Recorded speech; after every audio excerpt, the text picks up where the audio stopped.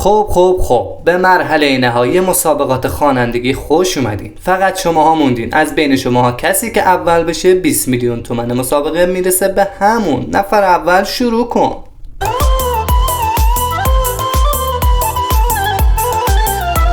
از بقیه صفایی تو بینقصی خدایی، عجب حجب و حیایی، تو تلایی شب صبح نشه کاشکی، ای با هم قهر کنیم آشتی، شدی جوار قلبم تو دلم، تو چه گلی کاشتی، همین رو میخواستیم. بس آقا کافیه. از الان مشخص شد که برنده ما کیه. بعدی لطفا.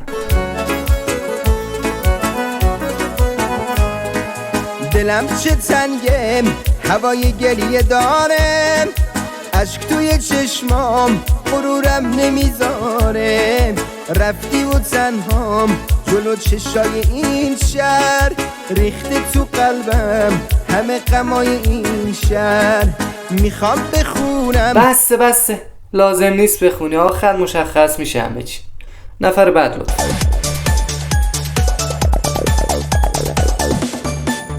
نمیدونم چطور مهرت به دلم نشست، نفهمیدم چجور تو همه کسم شدیم، دلم خیلی به تو وابسته شده، میگم با من بمون، مرا میگم از این دلم تو رو که دوست داره.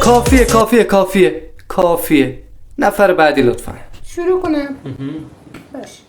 عشقم رو با تو دیگه قسمت نمی کنم، من به اون دل سیاهت عادت نمی کنم، من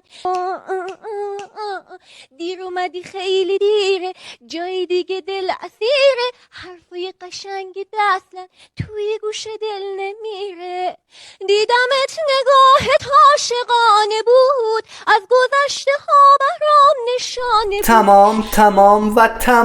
به ناز نفست قناری. برنده 20 میلیون کسی نیست جز این خانم خوش قیافه. یه دست به افتخارشون بزنیم لطفا. بریم به سلام. شاید ساعت چند بیام؟ همون همیشگی دیگه، برو اینجا زشته چیز.